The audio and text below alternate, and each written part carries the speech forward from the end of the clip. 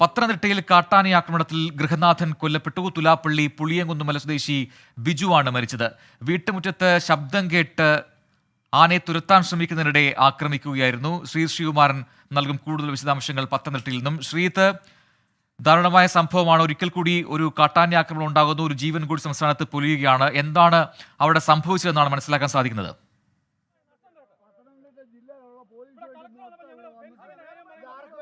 പ്രജിൻ, ഇന്ന് പുലർച്ചയോടുകൂടിയാണ് ഇത്തരത്തിലൊരു ദുഃഖകരമായ വാർത്ത പുറത്തു വരുന്നത്. നമുക്ക് നാട്ടുകാരോട് ചോദിക്കാം. ചേട്ടാ, എന്തായിരുന്നു സംഭവിച്ചത്? ഇവിടെ വല്ലപ്പോഴും ആന ഇറങ്ങുന്ന ഒരു പ്രദേശമാണ്. ഇവിടെ ആന ഇന്നലെ പറമ്പിലിറങ്ങി തെങ്ങ് പിടത്തിയതിനു ശേഷം ആ കർഷകൻ ആനയെ ഓടിക്കാനായിട്ട് ഇറങ്ങിയതാണ്. ആന അതിദാരുണം. ഇവിടെ ഞങ്ങൾ നാട്ടുകാരെ സംബന്ധിച്ചിടത്തോളം ഫോറസ്റ്റ് ഡിപ്പാർട്ട്മെൻറ്റ് ഒരു മരം മുറിക്കുവാനോ പറമ്പിലിറങ്ങി ഒരു കാട് തെളിക്കുവാനോ പോലും അനുവദിക്കാത്ത അവസ്ഥയാണുള്ളത്.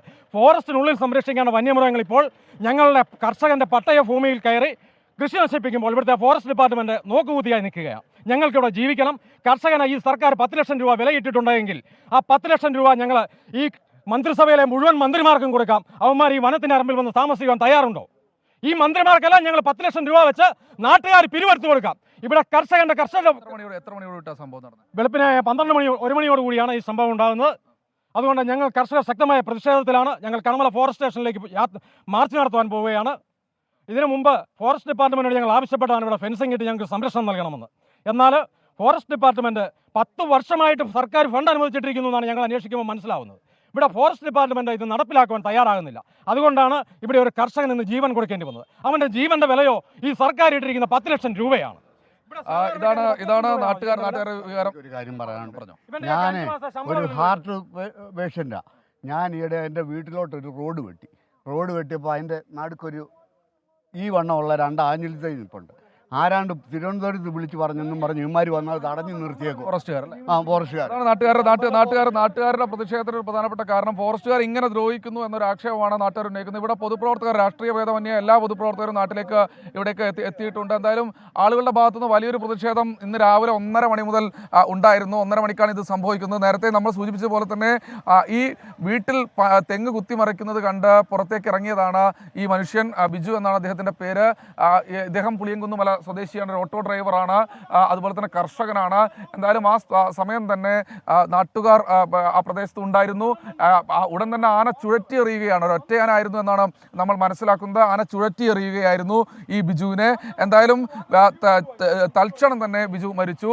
നാട്ടുകാർ വലിയ പ്രതിഷേധം, അപ്പോഴേക്കും നാട്ടുകാർ വ്യാപകമായി തന്നെ ഈ പ്രദേശത്തേക്ക് ഒഴുകിയെത്തി വലിയ പ്രതിഷേധം നടത്തി.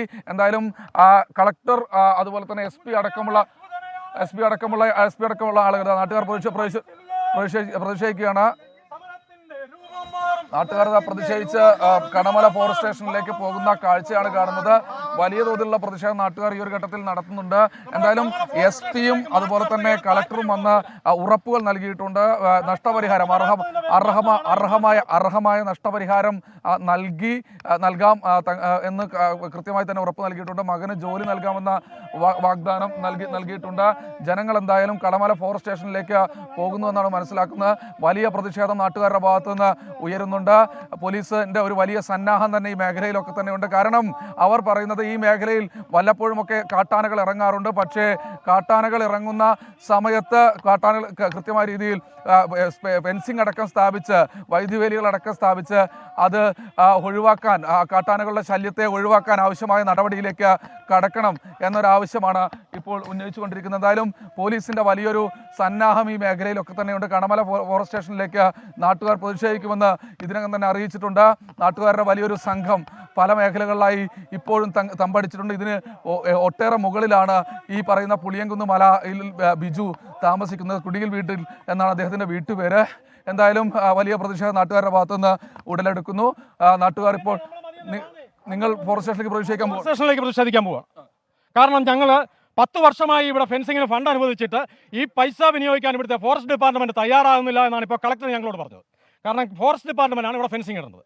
അതിന് തയ്യാറാവാത്തത് കൊണ്ട് അതിലാണ് ഞങ്ങൾക്ക് ഇപ്പോൾ പ്രതിഷേധമുള്ളത്. ആ പ്രതിഷേധത്തിന്റെ ഭാഗമായി ഞങ്ങൾ ഫോറസ്റ്റ് സ്റ്റേഷനിലേക്ക് മാറി. ഇവർക്ക് പ്രത്യേക BSS എന്ന് പറഞ്ഞൊരു ഒരു ഗുണ്ട സെറ്റപ്പ് ഉണ്ട് ഇവിടെ. അവരാണ് ഇവിടെ സമാന്തരമായിട്ട് ഇവർക്ക് വേണ്ടിയുള്ള കാര്യങ്ങളൊക്കെ ചെയ്തു കൊടുക്കുന്നത്. ഇവരെ ഈ ഒരു ഡിപ്പാർട്ട്മെൻറ്റ് ഈ ഭൂമിക്ക് തന്നെ ഒരു അപകടമാണ്. ഈ ഫോറസ്റ്റ് ഡിപ്പാർട്ട്മെൻറ്റ് എന്ന് പറയുന്നത് ഈ ഭൂമിക്ക് ഒരു അപകടമാണ്. കാരണം സ്വന്തമായിട്ട് അവർക്ക് ബിസിനസ്സും കഞ്ചാവും പിന്നെ മറ്റുള്ള എല്ലാ സംവിധാനങ്ങളും ഉള്ള മനുഷ്യരാണ്.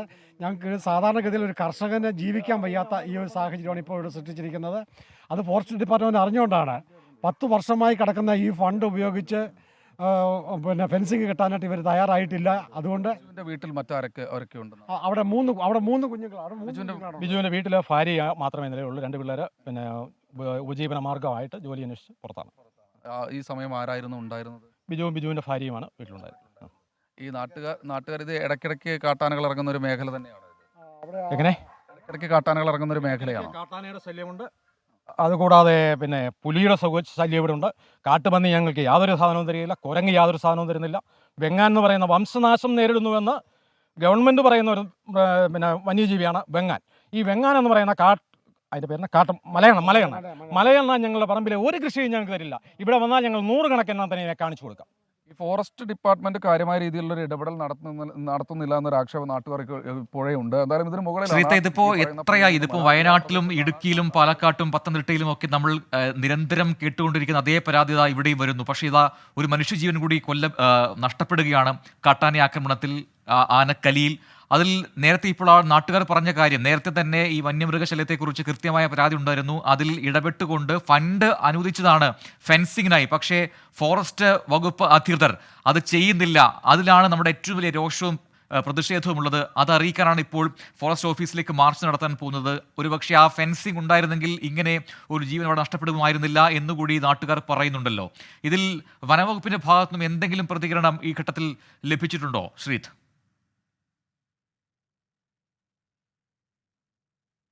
വനംവകുപ്പ് ഉദ്യോഗസ്ഥർ എന്തായാലും ഒരു പ്രതികരണത്തിൽ തയ്യാറായിട്ടില്ല. അതിൽ പ്രധാനമായും അവർ പറയുന്നത് വനംവകുപ്പ് ഉദ്യോഗസ്ഥരുടെ ഒരു വലിയ വീഴ്ച തന്നെ ഉണ്ടായിട്ടുണ്ട് എന്ന് തന്നെയാണ്. ഇവിടെ സ്ട്രൈക്കിംഗ് ഫോഴ്സ് അടക്കമുള്ള ആളുകളൊക്കെ ഉള്ള ഒരു മേഖല തന്നെയാണ്. സ്വാഭാവികമായി ഈ പ്രദേശത്തേക്ക് ഇത്തരത്തിൽ കാട്ടാനകൾ ഇറങ്ങുന്നത് പതിവായ ഒരു കാഴ്ച എല്ലാ മേഖലകളിലും ആളുകൾ പരാതിയായി ഉന്നയിച്ചുകൊണ്ടിരിക്കുന്നുണ്ട്. പക്ഷേ അതൊന്നും തന്നെ കാര്യമായ രീതിയിൽ മുഖവിലക്കെടുക്കാൻ ഈ ഫോറസ്റ്റ് ഡിപ്പാർട്ട്മെൻറ്റ് വനംവകുപ്പ് തയ്യാറാകുന്നില്ല എന്നാണ് പറയുന്നത്. പോലീസിനെ അറിയിക്കും. പക്ഷേ പോലീസിന് ഇത്തരത്തിലുള്ള കാര്യങ്ങളിലൊക്കെ വലിയ പരിമിതികളുണ്ട്. വനംവകുപ്പും വനഭൂമിയും ഒക്കെയുള്ള പ്രദേശമാണ്.